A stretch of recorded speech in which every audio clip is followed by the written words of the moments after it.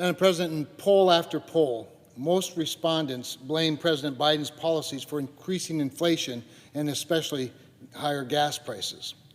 NBC, quote, Biden's job approval falls to the lowest level of his presidency amid war and inflation fears. In Gallup's poll, which they dubbed, quote, Americans offer gloomy state of nation report in February, before the record gas prices at the pumps were even here that we're seeing today, the biggest decline in satisfaction sat squarely with energy policies. In fact, only 27% of Americans said they were satisfied with his energy policies. But if you ask the Biden administration and congressional Democrats, who seem more interested in finger pointing than finding solutions, the culprit changes on a nearly daily basis. First, it was OPEC Plus, not producing enough oil. Then it was the evil corporations price gouging at the expense of hardworking American families. Then it was Vladimir Putin's fault, his invasion of Ukraine, and now it's oil and gas companies sitting on 9,000 leases. Of course, we've come back around today to those greedy oil companies again. But 9,000 leases, that's where I want to spend a little time today to explain the problem with the claim of the 9,000 leases. Let's drill deeper, if you excuse the expression, into that number to truly understand what's going on here and why this type of rebuttal argument is a total disservice to the American people and our allies abroad. The first and most fundamental mistake that White House spokesperson Ms. Psaki has made is using the words lease and permit interchangeably. Lease and permit, not the same thing. They are not synonymous, other than both are regulatory hurdles required by the federal government for a producer to work on federal land. Second, it is important to understand the vast majority, in fact, 2/3 of oil and gas leases on federal lands are producing. There are 35,871 total oil and gas leases in effect, with about 66% of them producing oil or gas. The rest are going through this abused regulatory process or being held up in litigation by environmental NGOs. In fact, over 2,200 of the leases are currently in litigation. And if there's one thing that liberals love more than regulation, it's litigation. Third, a lease does not mean the rented land contains oil and gas. Not all 9,000 of these leases, quote, not being used, even contain oil and gas. Producers first have to perform exploratory work to discover whether their lease even contains the minerals that they're after. Oil and gas producers procure multiple leases because they need to mitigate the financial damage which could result from acquiring only dry leases. It's called a robust portfolio, a comprehensive portfolio. Fourth, before any development on leases can occur, producers and agencies must navigate this bureaucratic maze, this labyrinth of permitting and environmental laws covered by the Endangered Species Act, the National Historic Preservation Act, the National Environmental Policy Act, just to name a few, which can take years to complete. And rarely do these things all get done at the same time. They're never done simultaneously, but rather consecutively. They each take the number of days they need apart from one another rather than all together. Fifth, just because a producer obtains a lease and navigates the regulatory hurdles required to permit a well does not mean they can begin extraction. They must first secure adjoining leases for horizontal drilling. You don't just drill a hole straight down anymore and suck the oil straight up from one silo. You have to get leases from the neighborhood. Then they must secure these leases and then accrue the capital to finance mineral development. It's not done free, it's not even done cheaply. They have to schedule the rigs, construct access roads, obtain pipeline rights of way, establish infrastructure to capture the natural gas, and hire capable workers. All of these steps have been delayed by the administration's roadblocks and Biden's supply chain and labor crisis.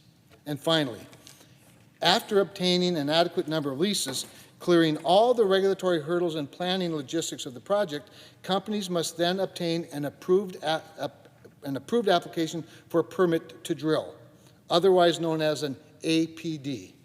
There are currently 4,604 federal APDs awaiting approval from the Bureau of Land Management. BLM and another 160 APDs on federal land.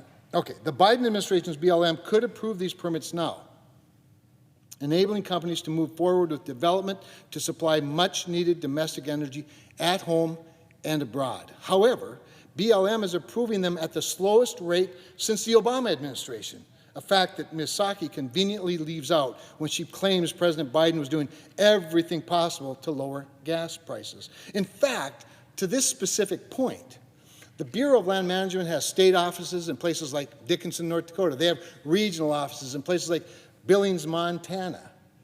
And that's where the decisions are made, whether the application for a permit to drill becomes a permit to drill until this administration.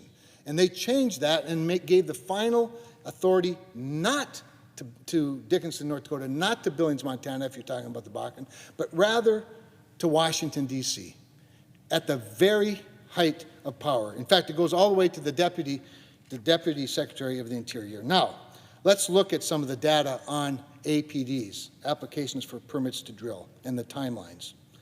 In March of 2020, the BLM testified in front of the House Natural Resources Committee about the Trump administration's efforts to improve oil and gas permitting processes. In fiscal year 2019, the BLM approved 3,741 APDs on federal and Indian lands. The average APD processing time for a single application dropped from 139 days in fiscal year 2016 to just 44 days in fiscal year 2019. In fiscal year 2021, which included 4 months of the Trump administration, APD approval times shot back up to 89 days, doubling the amount of time. This is yet another example of the Trump administration's energy success being eliminated by the Biden administration's incompetence.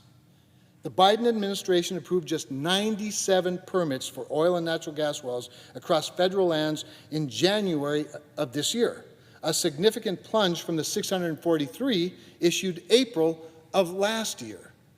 All the leases in the world don't matter if you can't get a permit to drill on them, even if, in fact, there is oil and you don't even know that for sure.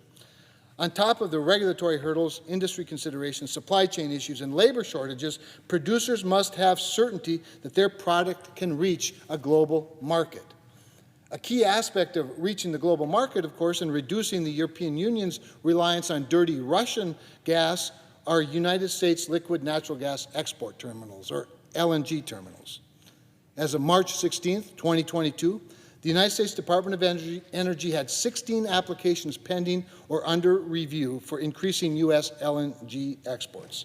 If Secretary Granholm signed off or streamlined the review on these applications, we could increase our export capacity to help our allies abroad and grow our economy right here at home. The Biden administration has extended its onshore and offshore oil and gas leasing ban quarter after quarter, despite being required by the Mineral Leasing Act to conduct quarterly lease sales. At this point in the Obama administration, they had held 35 onshore lease sales, 35 under Barack Obama. And that's not all.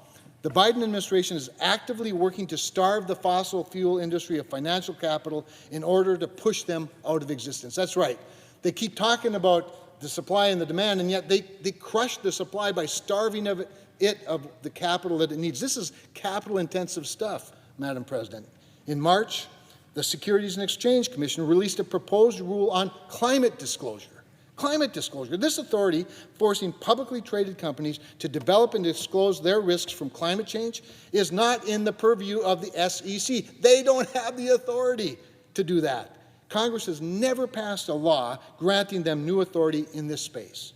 It only serves to further discourage investment in domestic energy development and prevent American energy independence, a critical tool for peace and the reduction of global emissions. Now, isn't that ironic? The Biden administration is succeeding in its mission to destroy any chance to once again be energy independent.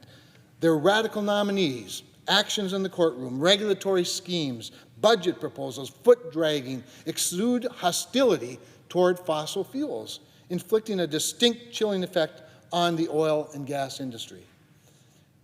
Madam President, I've talked to a number of producers in North Dakota, and they're capital starved. If the right messages were being sent to the markets, we could pick up another 200,000 to 400,000 barrels of oil per day. In January of 2022, this year, North Dakota produced 1.1 million barrels per day. To put this in context, Europe imports 2.3 million barrels per day from Russia. At North Dakota's peak, we produce 1.5 million barrels per day. North Dakota alone, Madam President, North Dakota alone could provide 2/3 of the product Europe imports from Russia. It would be cleaner than Russian oil and would lessen Putin's malign leverage over Europe and really the rest of the world.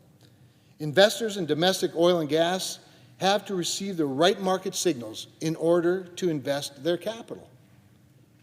The administration seems to believe energy production is simply a switch you turn on or a valve that you turn, and then when you need it. And then if you don't need it, you just turn it off. No harm, no foul. It's not. It's very capital intensive, as I said, and reliant on regulatory certainty. And I'm not talking about 6 days of certainty or 6 months of certainty, but more like 6 years of certainty. No sane energy CEO would invest millions or billions of dollars in a project with the backdrop of an administration seeking to, quote, transition them out of existence within months.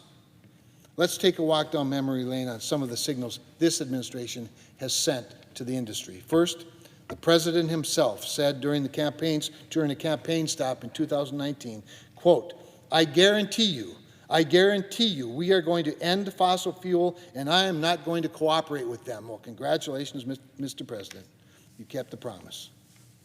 Secretary Granholm appeared in a video calling for leaving fossil fuels, quote, in the ground, she said.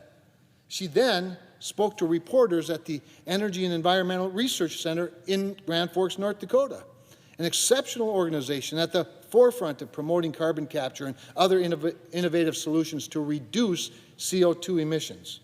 During her comments, she proclaimed the United States doesn't, quote, get this now, the Secretary of Energy proclaimed, quote, we don't have much moral authority to criticize China over its emissions. We, the United States of America, doesn't have moral authority over China? Really, Madam Secretary? That's what you believe about the country you serve?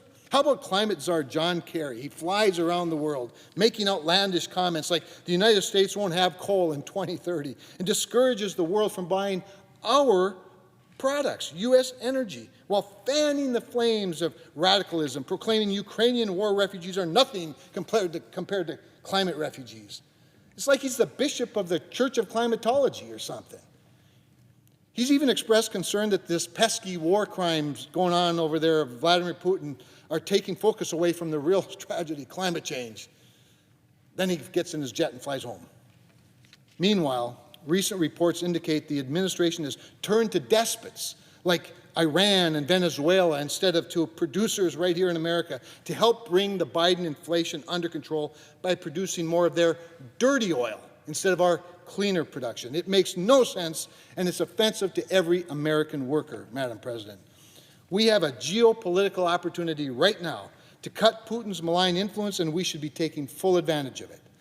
What we ought to be doing is encouraging production not just with our rhetoric, but with our actions. Producing more U.S. oil and gas will, believe it or not, proclaim it or deny it, it's the truth, it will reduce global greenhouse gas emissions. Now, if you don't want to take my word for it or trust the extensive studies, the science, and the documentation of this fact, Biden EPA Administrator Michael Regan, just last week in a call with the Financial Times, in a Financial Times recent, calls for increased oil output are compatible. Get this now. This is the Biden EPA administration, Administrator Regan. Calls for increased oil output are compatible with goals to cut CO2 emissions. In fact, he said specifically, quote, these are not mutually exclusive goals. And Administrator Regan is exactly right. Producing more U.S. oil and gas will reduce the West's reliance on dirtier fuels from our adversaries, and doing so also avoids unilaterally disarming our economy and losing ourselves to a 2050 fantasy that has come straight up to a 2022 reality. Some in the Biden administration may finally be starting to understand energy security is national security and economic security. And so, Mr. President, I say let's make the world safer, let's make the world cleaner, and let's unleash American energy production. With that, I yield the floor.